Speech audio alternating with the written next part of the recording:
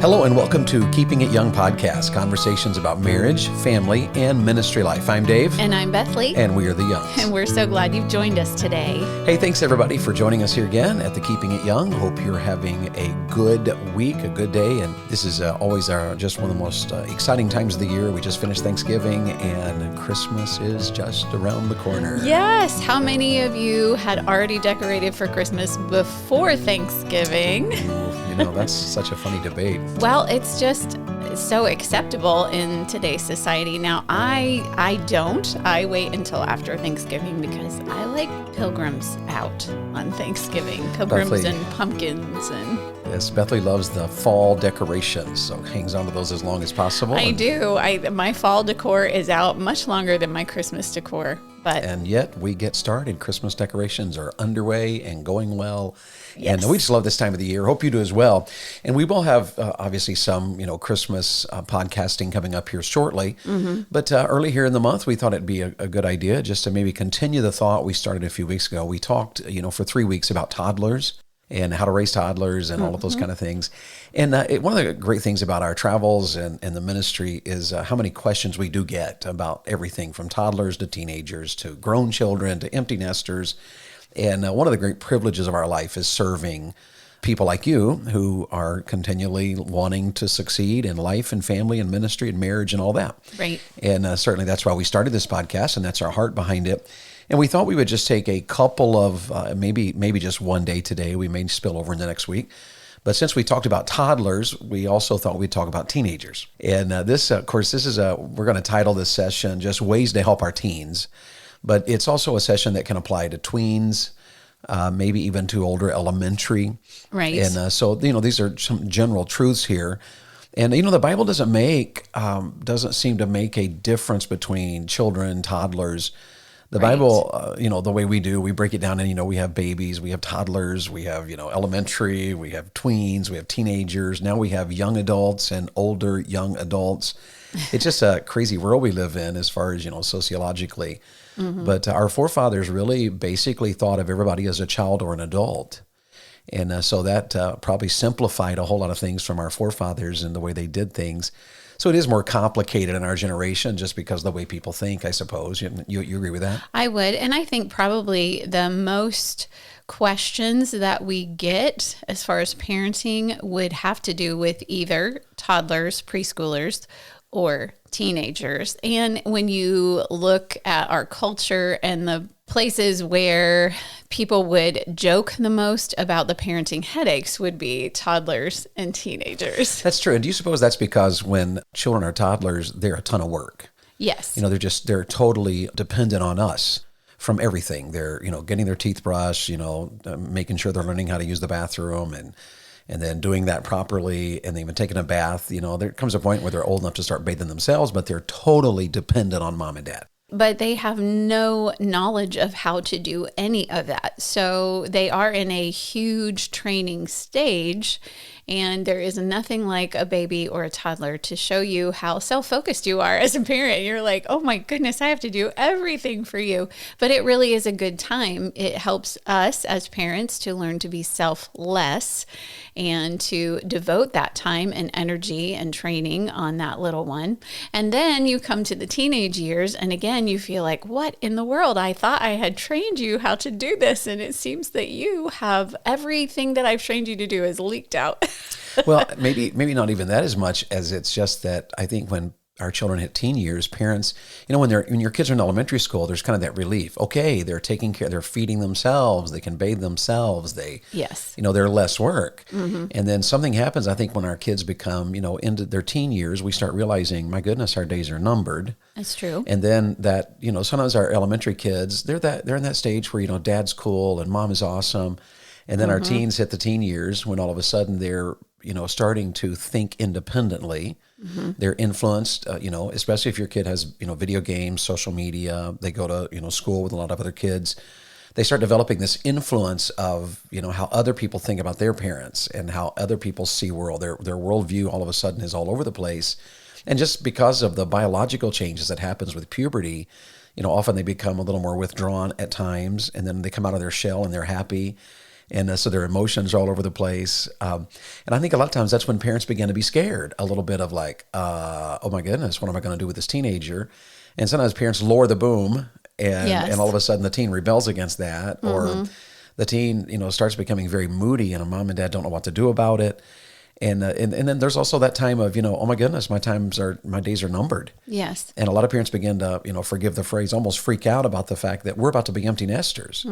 And so what we do in these teen years are very important. It could also be that when your teen hits those teen years, they are flexing those independence muscles just a little bit, so that things that have been such a given in your house, that, okay, every Tuesday your teen son takes out the trash to the curb, he may, kind of test that a little bit. Do I really have to do that? Couldn't someone else take the trash to the curb? Or it actually could be, and it has been proven physiologically, that your teen all of a sudden goes into hyperdrive in their brain. Their brain just really starts to develop again, just like they did when they were little, when they were babies or toddlers. Their brain is just booming because they're about to step into adulthood. And so there could be things that you have trained into your child. We're always going to do this. We're always going to rinse the toothpaste out of the sink or whatever it is, put the dishes in the dishwasher, and all of a sudden they don't do it. And it's not so much that they're being rebellious. It's just, honestly, they just go from that one thing and like they finish brushing their teeth or they put the cup in the sink and they're like, oh, I have this to do too. And they wander on to the next thing and you're thinking, no, I told you over and over and over again. And I thought I had already trained you. Well, it's just a little bit of, forgetfulness, because their brain is onto other things. So this is a time for us to be quite aware of where our teens are. I think, like you said early, that in those elementary years where you just hit a stride and you have trained so much and your child is mostly independent and you're getting along so well, there can be this almost unawareness that comes. You're just, oh, everything's good. Everything's good. And all of a sudden something happens with your teens and you think, no, wait a minute. And it's a wake-up call. So it's better just, I think, to be prepared as they walk into these teen years, for us as parents to be alert, to be aware, okay, what changes are happening with my child and how can I connect to them better? Yes, and before we jump into the 4 ways, the 4 or 5 ways here that you can help your teenagers, moms and dads, you that have little ones, don't dread the teen years. If you're training your toddlers well now and you're training your elementary kids well, the teen years do provide some new challenges. It is a different, way of parenting. There's different demands, different expectations, different requirements. But Beth and I did discover that the better we did with our toddlers, the better we did with our elementary kids, or when they were in elementary age, the more blessed and enjoyable the teen years were. And so don't dread the teen years. Teen years can be delightfully enjoyable and wonderful times. And I will say this to you, moms and dads, as well. If you have teenagers in your room or in your home and you're raising teenagers, this is one of the most important times of their life. Yes. And if we fail in these teen years, we really can almost cripple our children for the rest of their life. What happens in these teen years, if they don't learn it well and develop well and become what they ought to be in the teen years, their adult years are really a struggle. And we see that even in the marriages that we counsel. Some people are still dealing with their emotional baggage from their teen years, and they're in their 30s in a marriage, and now the marriage is really struggling.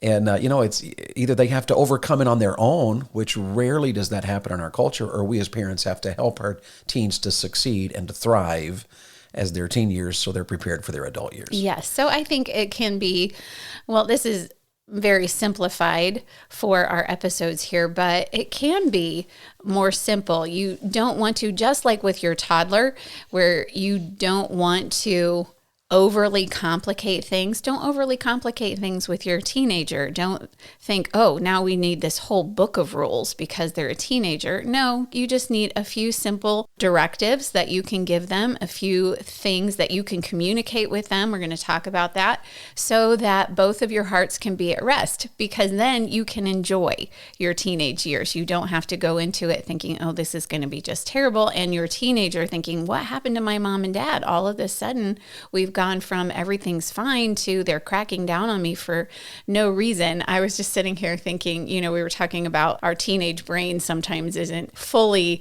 going in the direction it should. We are on the road in meetings right now as we're recording. And when we're on the road, often we stay in an RV that we bring with us. And so in the RV right now, Charity has a pair of shoes that she wore to church last night to our service, and they're sitting right in the doorway. Now, Charity knows that those shoes need to go be put away in the closet. And I just have been stepping over them all morning. And I've just been thinking, now I wonder how long I should let them sit here before I remind her. But you know what, moms, that could become one of those things that's an irritation instead of us being like, oh my goodness, she knows to put those shoes away. And then we just get all worked up about it. And then Charity and I, if I reacted that way, we'd have a really hard time and maybe a bad day together. But I can just be amused by it and think, let me see how long it's going to take her to put those shoes away, or sweetly remind her, hey, sweetie, would it be okay if you put your shoes away? And I know what Charity's going to do. Oh my goodness, I know those are supposed to be put away. I'm so sorry. I forgot when I came in last night. Yeah, so it's important how we handle all of this. Yes. Absolutely. And the funny thing about our Charity is, she cracks me up because she's very neat and very organized, and she goes through these series where she just wants everything in its place. Yes. And basically that means she moves all my stuff to somewhere where I no longer know where it is. and yet then her shoes are in the floor. So, there is that inconsistency, but that's a normal part of life and a normal part of being a teenager. Yes. And so, we're not looking for, perfect angels in our teen years, but we do want to win in our teen years. Yes. So here's some suggestions. Let's jump in and give a few suggestions today just to get us started. And moms and dads, this one is so simple, and I don't know how many times we have mentioned this, brought this up, pointed this out, but it needs to be repeated over and over again. You have to keep teaching. Number one, when you have teenagers, you have to keep teaching. Now start with the implication there. We are implying that teaching has already been occurring. That's true. It's hard to start with a 13-year-old where you've kind of let a whole lot of stuff go, and then all of a sudden demand all of this behavioral modification.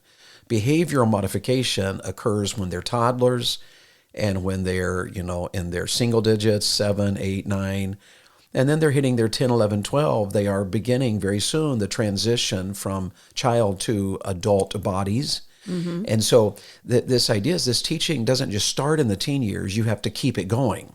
And yet what I have observed, and I think Bethany would agree with me on this, we have seen a lot of families that, they work really hard, they teach, and then their kids hit their teen years.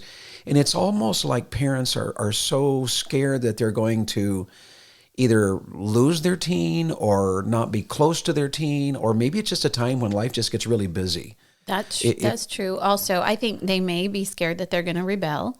Yeah, and if your kids are in like sports, we have friends whose kids just, it's amazing. If you have 3 or 4 kids that are all playing different teams, you can literally every day of your life be full of practice, and you take them to school early in the morning. School's over. There's homework. There's now practice. There's ball games. Mm-hmm. There's travel, and sometimes a ball game is 2 or 3 hours away. There's a lot going on there, and the essential ingredient to begin with is moms and dads in the teen years. You have to keep teaching. You have to keep that door open of saying, this is how you respond to that. This is how you handle that. This is how you do that. This is what we expect right here. The teaching is essential when your kids are teenagers. And the reminders of teaching that you've already done, just like I alluded to with the shoes right in the doorway of our RV, just reminding them of past training that you've already done. But there will come new things that you will need to teach through. Your teenager will be learning how to drive. That's a whole new learning curve for both the parents and the teenager. Your teenager will be in very demanding classes in school. So academically, you will be helping them, or you will be finding someone to help them. In my case, with math and science, David is our math and science tutor in our homeschool. And that's a great thing to put on your prayer request list, because, having to review chemistry yet again, this is our last homeschooler after 4 others. Right. And reviewing chemistry one more time, reminding myself, of all the formulas and how they work and why they work, and then also doing geometry. It's teaching. It is teaching, and it's in all kinds of focuses there. This is a time when you're teaching your kids how to navigate relationships. How do you navigate a young girl? Your son, thinks a young girl is pretty. How do you navigate that in a righteous and holy and godly way? How do you help your daughter, to think right about young men? How do you handle situations as they come down the pike? What about if, a kid is desperately wanting to play basketball but can't? The disappointments. Teaching goes into every avenue there. It's the teaching of this is how you do things, this is how you respond to things, this is how you handle things. And it never ends. And moms and dads, there's a major danger in our culture of busyness. There's a major danger that in the teen years, our kids are fine. Well, they're driving, they're doing well in school. They, Right. they can feed themselves. They're okay. That we stop teaching. Mm-hmm. But mom and dad, your teen needs you. They need you on purpose, actively involved, saying, hey, honey, son, this is how you handle that. Right. This is how you respond to that. This is what you do when that happens. Mm-hmm. And the teaching side of it, and it's even in a practical sense, and you would know this if you followed us very much at all, we put a huge emphasis on teaching our children life skills. Right. Teaching, how do you cook? How do you clean? How do you do laundry? How do you take care of your car, your vehicle? How do you put fuel in a car? Mm-hmm. None of that happens by accident. It happens because moms and dads are on purpose in the normal course of life, teaching and teaching and teaching. So the first thing we're saying is keep teaching. What would you add to that? I was just thinking about all the things that you will be teaching your teenager, and hopefully you're already in the training stage. And so don't take hands off. That's what we're trying to say. Don't take your hands off in the teenage years. I thought of two things. When you are doing that training of, hey, let me show you how to do this or that, instead of giving them instruction and trying to let them do that on their own. There is some call for that where you want them to figure it out. But we were just in a conference and I was listening to Mrs. Debbie Pride teach, and she's a wonderful Christian counselor, and she was talking about mentoring. And so this was women mentoring women, but I think it could be applied here in the home. And she talked about this method that she calls the lettuce method, like, the lettuce that you would eat in your salad, but it's actually then you divide it into the two words, let us. So instead of saying, I need to run errands and go to the grocery store, why don't you say to your teenage daughter, hey, let's run to the grocery store. Let us run to the grocery store together and let me show you how to grocery shop. Or you as a dad, maybe you could say, we got to get the oil changed in the car. And you can say, hey, son, let's run to the place where you get the oil changed in the car, which I should probably have a name for that, but I don't. Anyway, so that let us method, instead of thinking, I'm just going to do this on my own. And I think we run into trouble here with teaching and continuing to teach and train our teenagers because of that busyness that David was referring to, because we think, well, they're so busy and I don't want to add one more thing to them. They've got to study. Sometimes our teenagers have a job. Sometimes they've got practice or games or whatever, but don't let that be an excuse for you on a Saturday to say, hey, you're home. Good. Let's do this together. Yeah. And one of the things I would suggest here, moms and dads, because a lot of times when we think, hey, this would be great for our teens. And so we make an announcement, hey, let us do this together. And our teen all of a sudden sighs and rolls their eyes and hem-haws around and spends the whole time doing it unhappily. Mm-hmm. And one of the things I've noticed is that if we announce the things in advance, you can't always do that. But what you can do is you can say to a teenager, hey, Saturday, we are going to do this together. Mm-hmm. And if you announce that on Thursday, by Saturday, they know exactly what to expect. And my discovery has been that our teens have responded better to that if we announce it in advance. True. Do you agree with that? Oh, absolutely. Yeah, so moms and dads, let that be a lesson to you. Don't just spring things on them. If you know that you're going to change the oil Saturday and you're wanting to train your son, don't wake him up at 8 a.m. on Saturday and say, hey, good news, we get to go change the oil. But what you can do is Friday night say, hey, son, tomorrow morning I'll be changing the oil in the car. And this is a life skill that you need to know. So tomorrow morning we'll be working on how to do that. So plan to do that. So have some, dirty clothes ready to work, and I'll let you know when I'm ready in the morning. So, your son is expecting that. If you're wanting your child to help you with some event, then announce that in advance. So it's in their mind and they're planning that way. And I would just go through right here is if there is something in your child's life that just continually causes them to resist any input you have towards or wanting to put into their life, maybe it's a video game series and they're always on video games and interrupting their video games ruins their life, then I don't want to go too far with this, but I'd be apt to just, I would certainly be inclined to say, you know what, if that happens again, we'll be getting rid of the video game. And your child can live the rest of their life having never, ever played another video game. But they will not live well the rest of their life if you are not teaching your children. All right, so we good on the first one here? We are. All right, so we got time to give one more here at least. How do we help our teens? Number one, we keep teaching. And number two, we keep protecting. Now, this one probably, I could obviously use an entire series. But the fact of the matter is, probably we are good at protecting our toddlers. In fact, in our culture, everybody's like, well, we are toddler proofing the house. We're covering all the outlets so that nobody puts anything in the outlet and shocks themselves. Or you could just train them not to do that. So yeah, but in the teen years, we're mindful of that. All I'm saying is we're mindful of that. True. In the toddler years, we're so mindful of don't run out in the street and with our children, and it's crazy that one of the great fears. I read a statistic or a study recently that one of the huge fears parents have in our generation is that their children will be kidnapped. Mm-hmm. And the author I was reading said it's really strange that is a huge fear to most parents because statistically speaking, the chances of a child being kidnapped, you have a greater chance of winning a lottery ticket than you do of your child being kidnapped. It's just that when it does happen in our culture, it gets such a huge exposure, such a dramatic emotional influence that now it's this huge fear in our lives as parents. And the point there being is that when our kids are younger, we're trying so hard to protect them. Right. And then they hit the teen. You should. And yes, you should. And it hits the teen years. And for some reason, a lot of times parents, they don't want to get involved. They don't want to, they don't want to check out the kid's phone. They don't want to take too much time to find out what who are we playing video games with? Mm-hmm. And what conversations are happening during your video game. Right. And there's a ton of things we as parents take a hands-off approach to the protection of our teenagers. Right. We don't know what's going on in their room. They go in and they shut the door. We don't know what they're watching on Netflix. We don't know what they're looking at on social media. We don't know who their friends are. We don't know who their coworkers are. And parents, it's not that we are living in fear. I know that sometimes parenting is done from the position of fear. Oh my goodness, my child might be tainted with. And so we just go overboard in that way.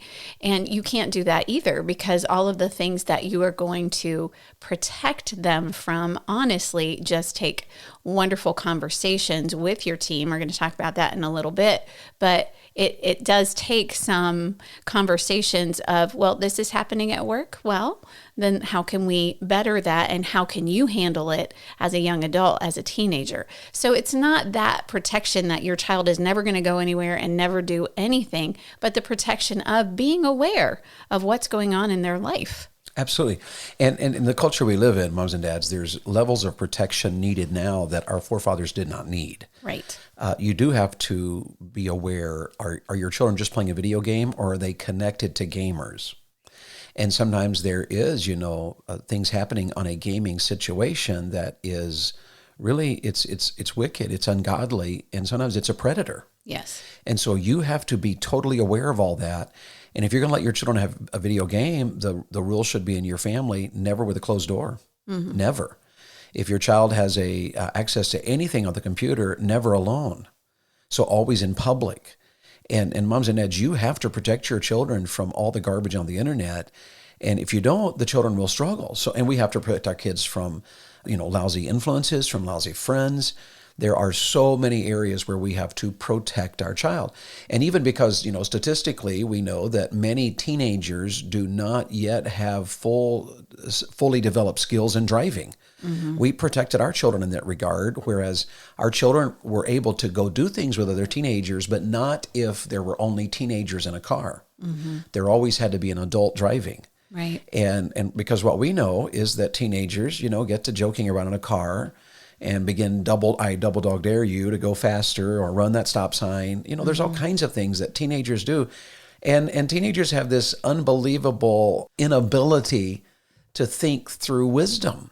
Right. They don't see the end of a matter, whereas you as adults, we know, we've been through it. We know what could happen if you run a stop sign and all of that. And so we do have to be very much on alert and reminding our children. And so you got to continually be about the business of protecting your children. And moms and dads, by this, we don't mean that you protect them from any possible hurts or negative events. Negative events are part of life. Kids are going to, say things that'll hurt your child's feelings. We're not talking about protecting them from all that, but we're just talking about protecting them from the evils and the godlessness and the wickedness of our generation. Yes. So, it matters what they watch on television. It matters what they watch on the internet. Right. President Biden's Surgeon General recommends, this is President Biden's Surgeon General, recommends that our children not get internet till they're 16, rather social media till they're 16. And that's just such a weird thing to say in our society because many parents let their children have social media in elementary school. Right. And yet our Surgeon General is aware of the sleep deprivation that it causes, the mental health issues that it causes, the relational challenges that it produces. Right. There's almost nothing positive